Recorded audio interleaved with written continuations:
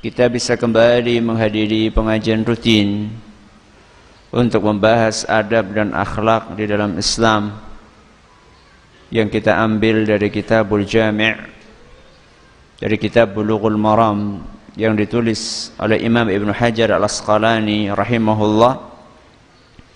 Kita berharap semoga Allah Azza wa Jalla berkenan untuk melimpahkan kepada kita semuanya ilmu yang bermanfaat sehingga bisa kita amalkan sebagai bekal untuk menghadap kepada Allah Jalla wa'ala. Amin. Salawat dan salam semoga senantiasa tercurahkan kepada junjungan kita Nabi Agung Muhammad sallallahu alaihi wasallam, kepada keluarganya, sahabatnya, dan umatnya yang setia mengikuti tuntunannya hingga di akhir nanti. Para hadirin dan hadirat sekalian yang kami hormati, dan juga segenap pendengar serta pemirsa yang mudah-mudahan senantiasa dirahmati oleh Allah Azza wa Jalla. InsyaAllah pada malam hari ini kita akan menyelesaikan hadis yang ke-36, yaitu hadis Sahal ibn Sa'ad radhiyallahu anhuma. Beliau berkata, jaa rajulun ila Nabi sallallahu alaihi wasallam faqal. Pada suatu hari ada seorang datang menemui Nabi kita Muhammad sallallahu alaihi wasallam, kemudian beliau berkata, ya Rasulullah, dullani ala amalin idza amiltuhu ahabbani Allah wa ahabbani an-nas. Wahai Rasul, ajarkan kepadaku sebuah tips yang apabila aku praktekkan maka aku akan dicintai oleh Allah dan dicintai oleh manusia, dicintai oleh orang lain. Maka Nabi sallallahu alaihi wasallam menjawab dengan dua nasihat. Nasihat yang pertama sudah kita bahas pada pertemuan yang lalu, yaitu izhad fid dunya yuhibbukallah. Bersikap zuhudlah di dunia, niscaya engkau akan dicintai oleh Allah. Ini wasiat yang pertama. Supaya dicintai oleh Allah bagaimana? Bersikap zuhud di dunia ini. Adapun wasiat yang kedua yang akan kita bahas pada malam hari ini adalah wazhad fima 'indan nas yuhibbukan nas. Bersikap zuhudlah terhadap apa yang dimiliki oleh orang lain, niscaya mereka akan mencintaimu. Rawahu Ibnu Majah wa sanaduhu hasan. Hadis ini diriwayatkan oleh Imam Ibnu Majah dan sanadnya dinyatakan hasan oleh Imam Ibnu Hajar Al-Asqalani rahimahullah. Wasiat Nabi yang kedua adalah bersikap zuhud terhadap apa yang dimiliki oleh orang lain. Itulah kunci agar kita disayang oleh orang lain. Kalau kita pengen dicintai oleh orang lain, maka bersikap zuhudlah dengan apa yang mereka miliki. Apa maksudnya? Bersikap zuhud dengan apa yang dimiliki oleh orang lain. Sebelum kita jelaskan maksud dari bersikap zuhud dengan apa yang dimiliki oleh orang lain, saya pengen tanya terlebih dahulu. Yang dimiliki oleh orang lain itu apa?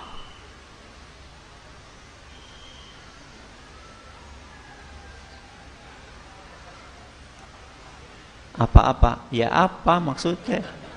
Contoh nih lu apa? harta, terus jabatan, terus kue tok, bojo,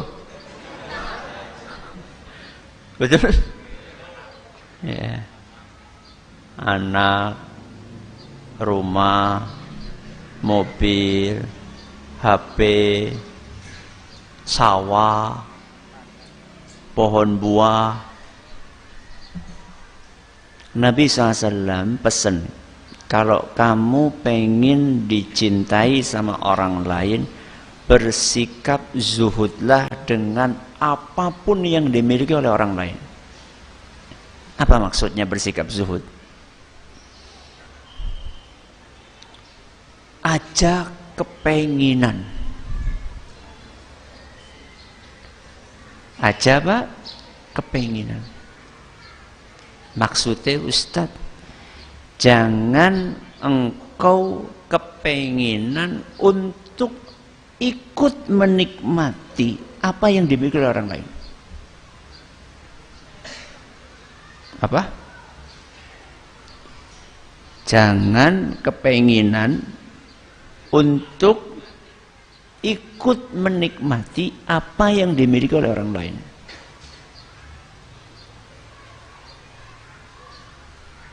Orang lain punya duit. Kalau jenengan kepengin ikut menikmati duit dia, kalau jenengan pengen ikut menikmati duit dia, kira-kira dia senang sama jenengan atau tidak? Tidak. Berarti bagaimana supaya dia senang sama jenengan? Gak usah kepenginan untuk ikut menikmati apa yang dimiliki oleh orang lain. Apalagi kalau yang dimiliki oleh orang lain istri, waduh gawat itu.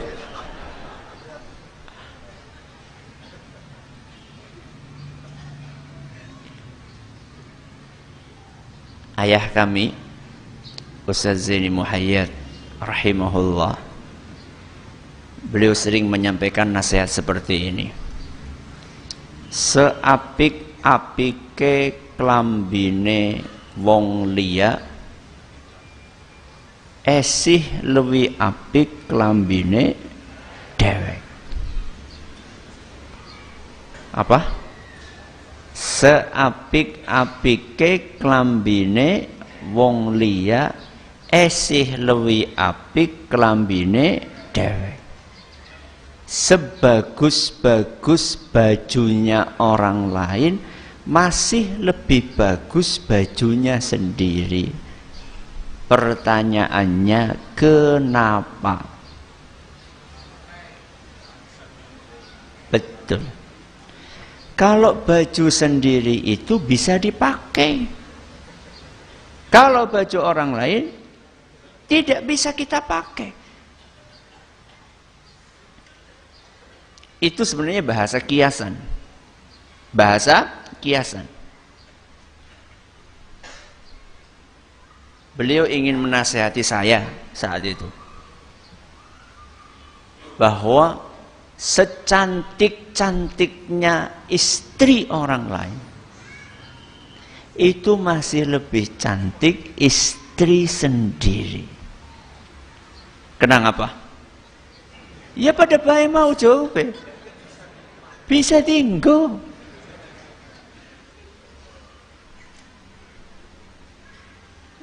Kalau istri kita sendiri bisa kita pakai, istri orang lain nggak bisa. Bisa dipakai sama yang punya.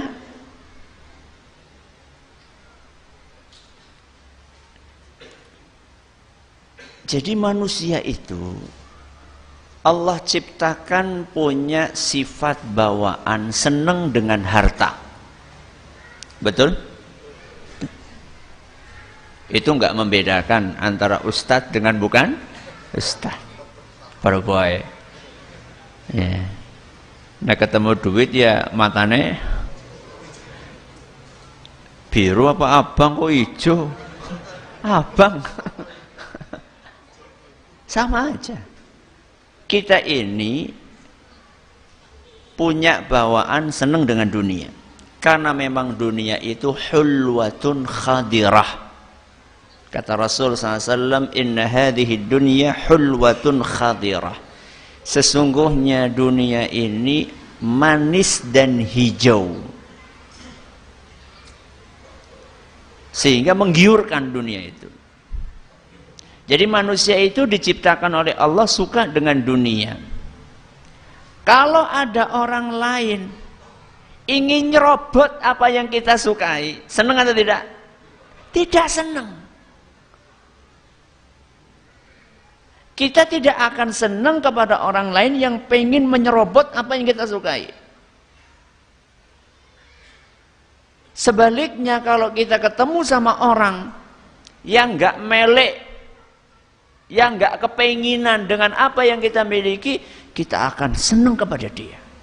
Saya tanya sama jenengan, kalau jenengan punya temen, karepe ditraktir bae, ora gelem traktir, seneng? Jujur, seneng nggak? Hati kecil jenengan apa? Nggak seneng toh? Nggak seneng. Kita akan seneng terhadap orang yang traktir kita, karena dia tidak merecoki harta yang kita miliki. Itulah kuncinya kalau kita ingin disenangi sama orang lain. Berarti kesimpulannya apa? Sering-sering traktir wong liya. Aja karepe di traktir bae.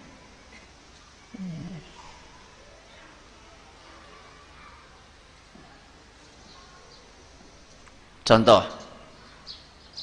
jenengan sedang main ke rumah teman, sampai di sana, biasa kalau sekarang kan kalau lagi ngobrol suka bolak-balik pegang apa? HP. Kemudian jenengan lihat, anyar ya HP-nya ya. Apik temen ya, iya apik banget ya. Loh, sing lawas nang di HP nih. Ya ana sih ora kanggo. Iya nyong ben kelangan HP.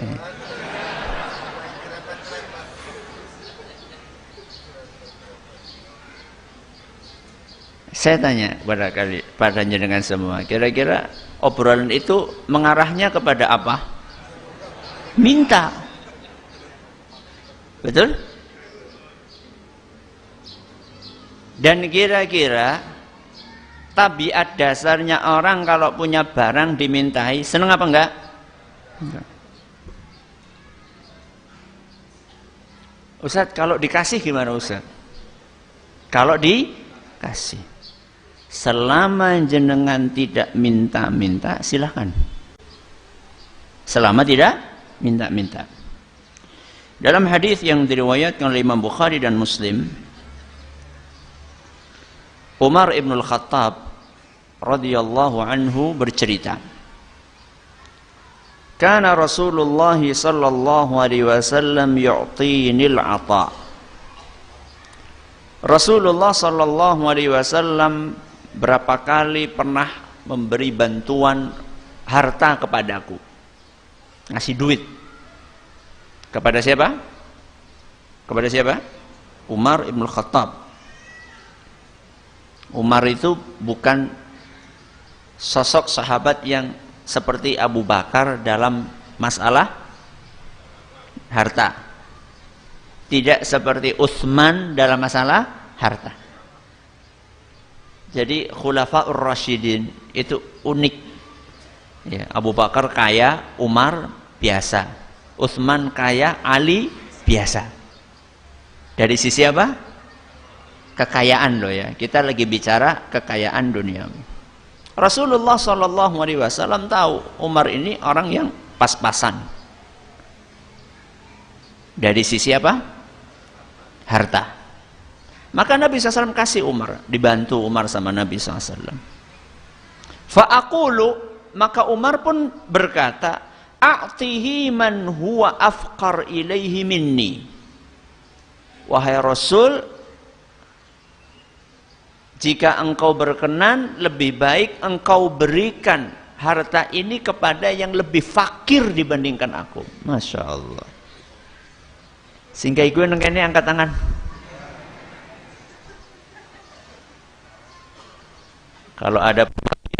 Kalau ada apa? Pembagian gratisan. Wah. Karepe oli paling akeh. Jarang di antara kita. Ora lah, kayak anak sing lebih membutuhkan. Ada yang seperti itu? Raskin loh, raskin.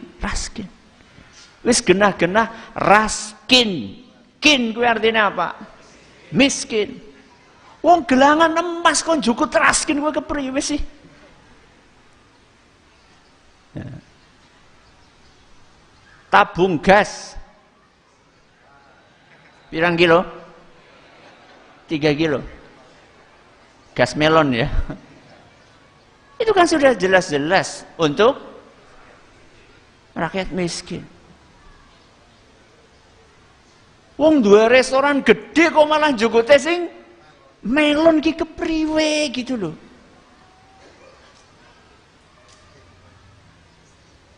Yang sudah sertifikasi suami istri.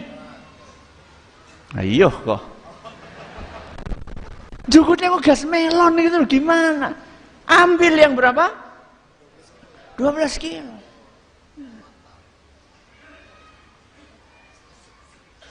Ustate 12 kilo.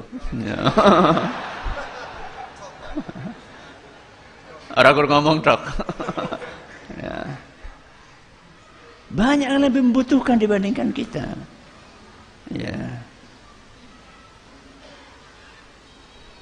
Jadi Umar bin Khattab itu berkata kepada Nabi SAW ketika dikasih harta, apa kata beliau?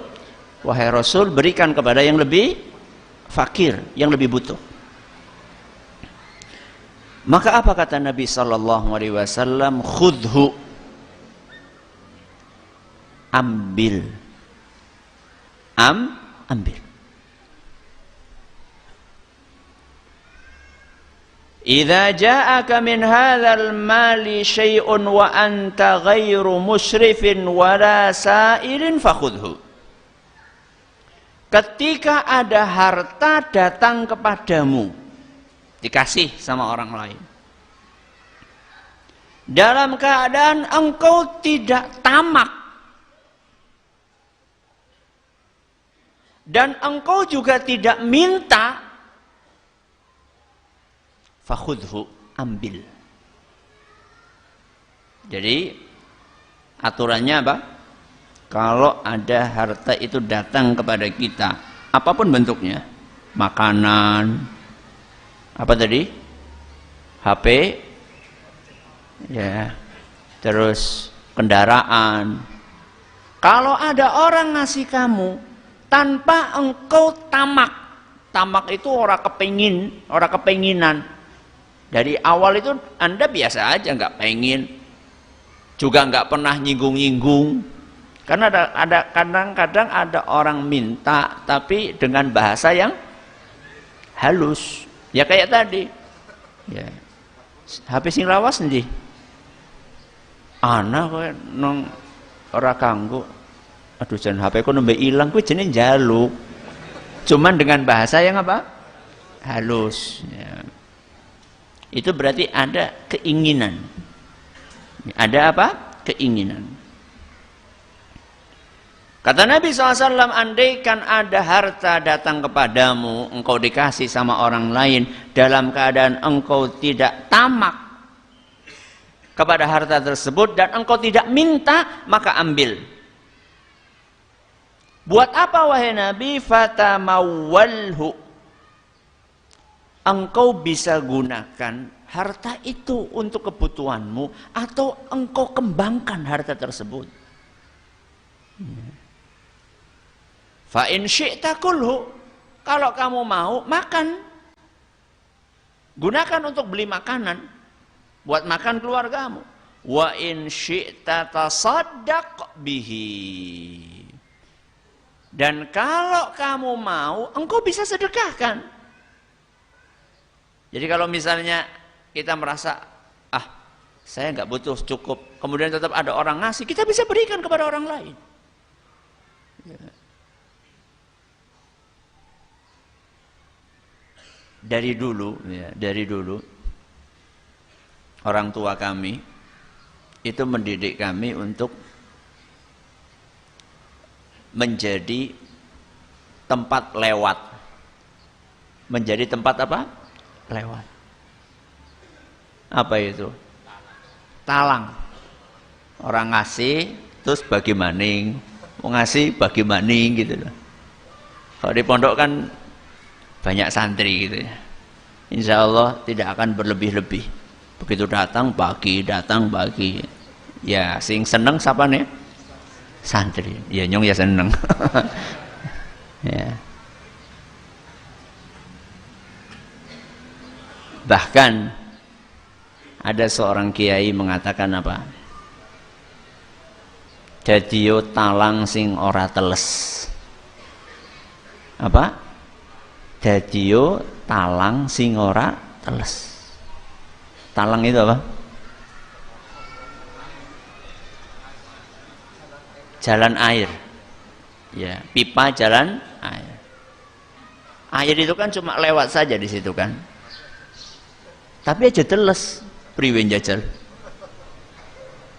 Mungkin?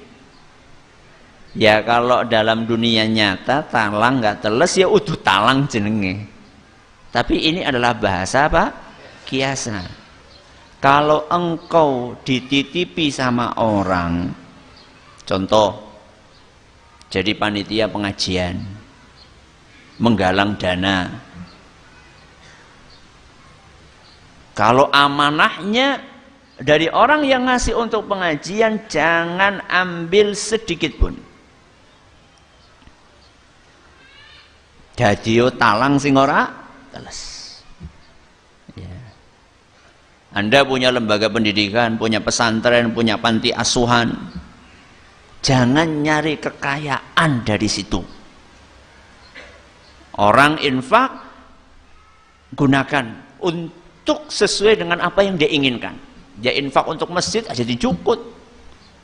Wong infaknya 1.000 sing kanggo gur 50.000, sing 50 mung ndi mlebu sakit dewek. Ya.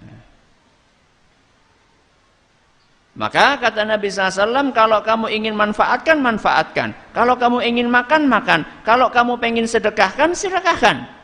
Dapat pahala atau tidak? Dapat. Ya. Kemudian apa kata beliau? Wa ma la tatsba'hu nafsuk. Wa ma la fala tatsba'hu nafsuk. Adapun selain itu,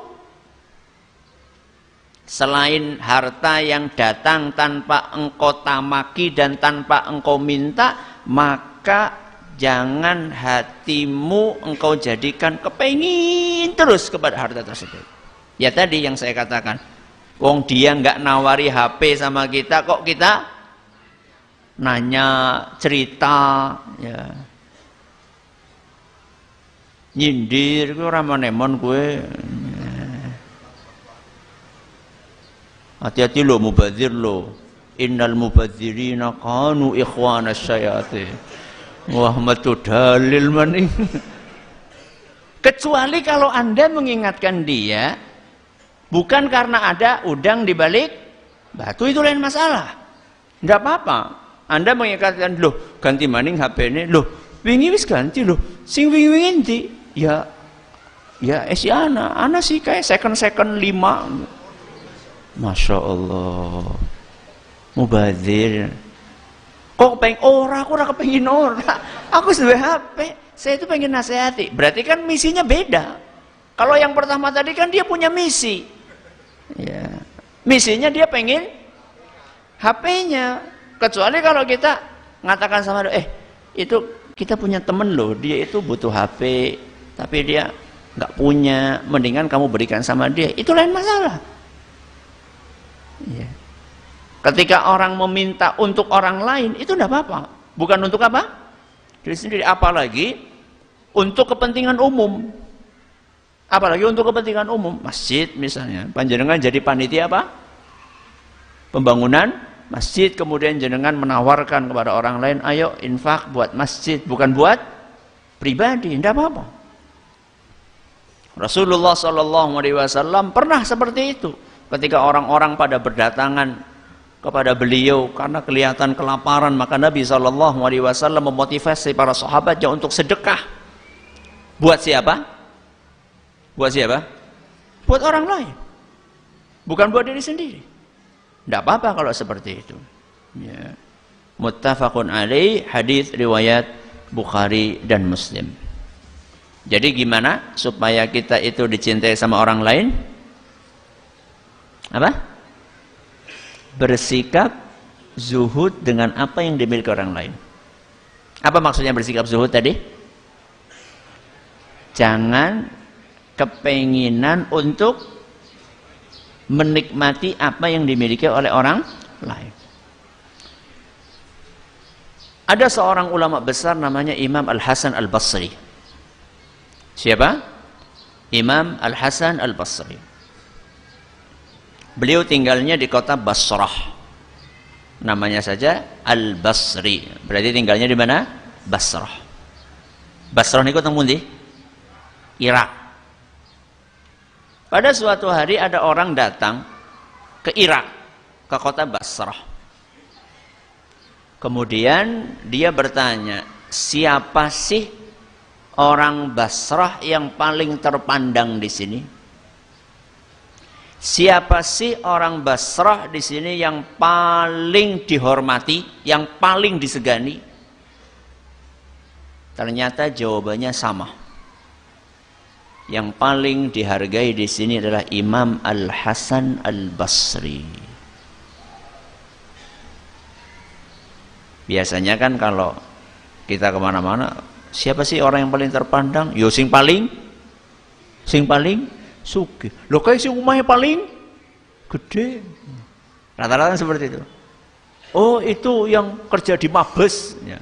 Padahal yang Mabes ya bunga apa gitu ya.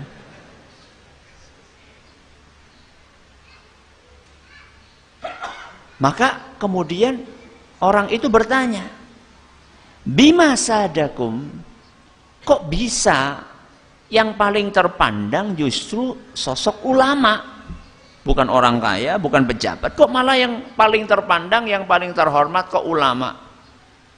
Qala, orang itu menjawab, ihtajna li'ilmihi wastaghna an dunyana.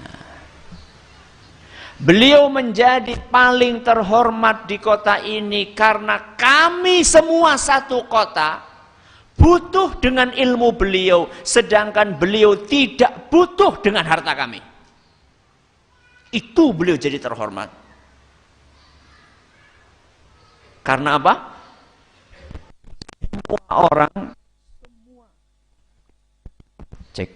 Semua penduduk Basrah itu butuh kepada ilmunya Imam Al-Hasan Al-Basri, sedangkan beliau tidak butuh dengan harta mereka. Itu ulama yang terhormat. Wah, kalau kayak gitu nanti ulamanya makan apa Ustaz? Ya dia punya penghasilan sendiri. Tidak mengandalkan belas kasihan jamaah pengajiannya.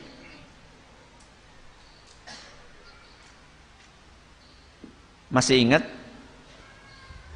Pada pertemuan yang lalu kita cerita tentang seorang ulama plus saudagar. Siapa namanya? Yang kemarin kita ceritakan, yang menghajikan orang sekampung.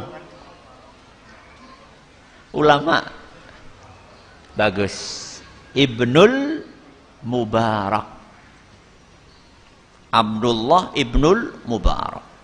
Saking kayanya dia pernah menghajikan orang satu kampung, dibiayai semua sama dia. Bukan karena beliau punya biro, bukan. Golek jamaah, bukan. Dia biayai orang satu kampung, dia biayai semua. Plus disangoni, masya Allah. Anor ya wong sugih kayak gue Ustaz ya. Ayo, jangan kepenginan. Nembe sinau kepenginan. Beliau pernah ditanya, Imam siapa tadi? Ibnul Mubarak pernah ditanya sama orang lain, wahai imam, katanya kamu ngajari kami supaya zuhud. Ayo pada zuhud, jangan tergiur dengan harta dunia. Tapi lihat, kami menyaksikan engkau bisnis, ngambil barang dari sini dijual di sana, keuntungan ini. Katanya zuhud. Apa kata beliau?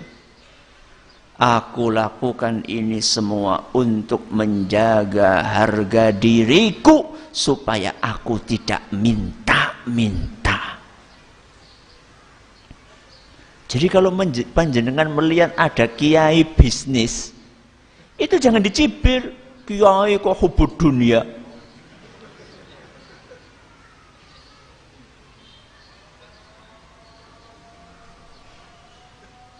Monggo silakan.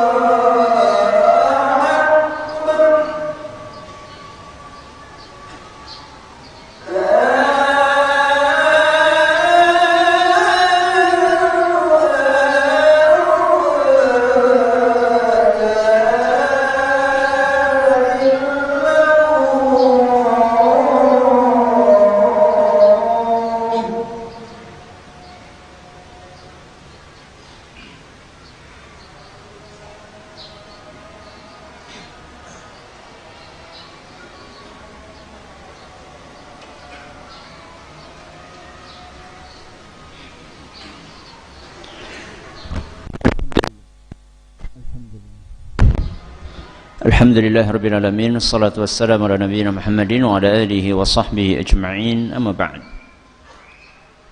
Seorang ulama atau ustadz ketika dia punya penghasilan sendiri, dia berbisnis, tujuannya adalah untuk menjaga harga dirinya sehingga dia tidak menjadi beban untuk orang lain, maka itu akan menjadi orang yang terhormat.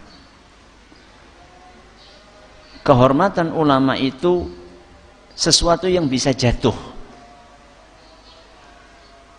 bisa bertahan dan bisa jatuh.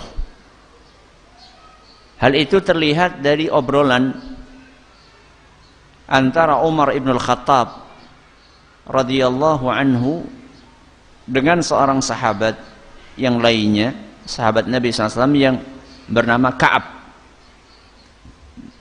al-Ahbar. Umar bertanya, "Ya Ka'ab, man arbabul ilm?" Wahai Ka'ab, ulama itu siapa? Umar bertanya kepada siapa? Ka'ab radhiyallahu anhuma. Ulama itu siapa? Qala alladzina ya'maluna bih. Ulama itu adalah orang-orang yang mengamalkan ilmunya. Subhanallah. Jadi ulama itu bukan diukur dari banyaknya hafalan yang dia hafal, tapi sebanyak apa ilmu yang dia miliki yang diamalkan. Siapakah ulama itu, wahai Ka'ab? Ka'ab menjawab, ulama adalah orang yang mengamalkan ilmunya. Kemudian Umar bertanya lagi, "Fama yadhhabu bil ilmi min qulubil ulama'i ba'da idh hafidhuhu wa aqaluhu?" Apa faktor yang menyebabkan ilmunya ulama bisa hilang? Padahal ulama tersebut sudah hafal dan paham terhadap ilmu yang dia miliki tersebut. Apa kata beliau? Yudhibuhu at-tama' wa syarahun nafs wa tatallubul hajati ilan nas. Ilmunya ulama itu akan hilang dengan ketamakan, dengan kerakusan, dan terbiasa untuk minta-minta kepada orang lain ketika dia butuh. Saat itulah harga dirinya akan jatuh. Apa kata Umar? Sodakta, benar engkau.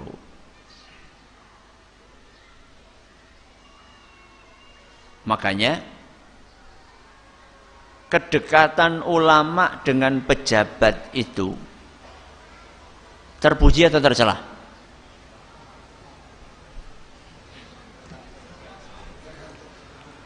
Kedekatan ulama dengan pejabat, dengan penguasa, terpuji atau tercela? Tergantung apa nih? Tergantung misinya.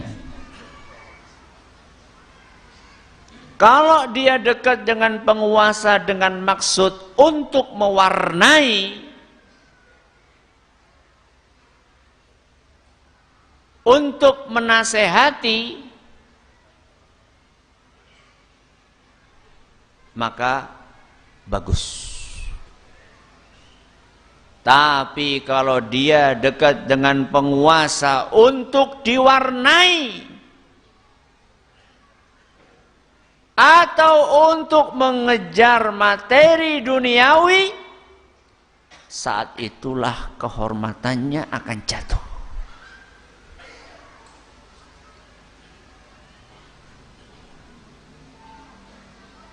Saya pernah baca kisah, lupa saya, ulama di zaman Belanda. Saya lupa namanya siapa gitu saya. Tadi berusaha saya cari, qadarullah belum nemu. Ulama ini dihormati sekali oleh Belanda. Karena dia datang menemui company, menemui penjajah, itu bukan dalam rangka untuk ngemis, tapi untuk menyampaikan keinginan rakyat kepada mereka. Rakyat pengennya apa, ya, untuk kasih nasihat sehingga terhormat. Kemudian suatu saat ulama tersebut dipanggil, kamu nggak sama kayak itu tuh, ya, sambil nuding beberapa orang yang pakaiannya ya pakaian apa, ulama. Kata penjajah itu orang-orang yang di mata kami sangat hina, walaupun mereka itu kelihatan dihormati di sini, tapi karena kami tahu mereka dekat-dekat dengan kami bukan karena misi kebaikan, tapi karena mereka menginginkan materi duniawi. Ya. Jadi kuncinya supaya dicintai oleh orang lain apa tadi? Zuhud dengan apa yang dimiliki oleh orang lain. Apa artinya tadi? Tidak kepenginan untuk menikmati apa yang dimiliki orang lain. Caranya gimana Ustaz? Supaya enggak kepenginan. Caranya enggak usah terlalu dekat dengan orang yang punya. Gak usah apa? Terlalu dekat dengan orang yang punya. Punya apa? Ya punya yang jenengan pengini. Alias gak usah terlalu dekat dengan orang-orang yang berada. Ada seorang ulama namanya Aun ibnu Abdillah. Sinten? Aun ibnu Abdillah. Beliau bercerita pengalaman pribadinya. Kuntu ujalisul aghniya. Aku dahulu biasa duduk-duduk sama orang-orang kaya. Dan selama aku duduk-duduk dengan mereka, aku tuh merasa hati nggak tenang, gelisah, galau, kata orang sekarang. Kenapa demikian? Setiap aku duduk sama mereka, selalu aku melihat tunggangan mereka lebih keren daripada tungganganku. Baju yang mereka pakai lebih bagus daripada baju yang aku pakai. Sehingga aku hidupku nggak tenang. Kapan aku punya itu? Kapan aku punya itu? Alangkah enaknya kalau aku pakai baju itu. Alangkah kerennya kalau aku naik motor yang kayak gitu. Bukan motor, tunggangan. Ya. Maka apa kata beliau? Fajalastul fuqara'a fastaraht. Kemudian setelah aku merasakan ketidaktenangan ini, aku pun berusaha memperbaiki diri. Aku lebih banyak duduk dengan orang-orang fakir, dan setelah itu hatiku terasa tenang sekali. Ya. Kenapa? Karena keren dewek. Ya. Kalau kemarin kan elek dewek, siki apa? Paling keren. Ya. Wah Ustadz, saya nggak bisa, Ustadz saya nggak bisa. Saya mau nggak mau harus ketemu sama mereka. Kalau memang Anda memang harus ketemu dengan mereka, maka jaga pandangan. Ustadz, ghaddul basar Ustadz? Naam, ghaddul basar. Dan bukan cewek Ustaz. Iya. Ghaddul basar dari apa? Dari harta yang mereka miliki. Apa kesukaan orang kalau bertamu? Apa kesukaan orang kalau bertamu? Apik banget ya koyo. Itu yang bikin apa? Penginan. Apalagi sekarang di YouTube banyak sekali yang gitu-gitu. Bedah rumah, siapa gitu loh. Ada helipadnya. Ya. Wah, dewek umahe RSSSSS. Ya. Rumah sangat sederhana, selonjor saja sulit sekali.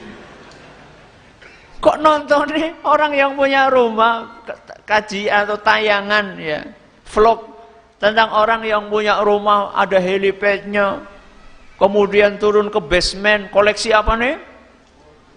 Mobil mewahnya. Juga beliau rasa semaput.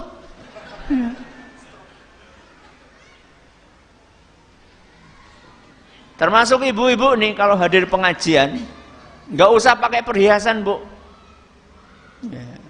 Marakakan tanggane jadi kepengin melasi bojone nang kene. Bi tase bi suwe bi gelange sing kaya kae. Jangan menyusahkan suami orang lain. Jaga pandangan mata berdasarkan firman Allah dalam surat Thaha ayat 131, wala tamuddanna 'ainaika ila ma mata'na bihi azwajan minhum zahratal hayatid dunya. Jangan engkau terpesona dengan keindahan-keindahan yang kami berikan kepada para pencinta dunia, linaftinahum fih.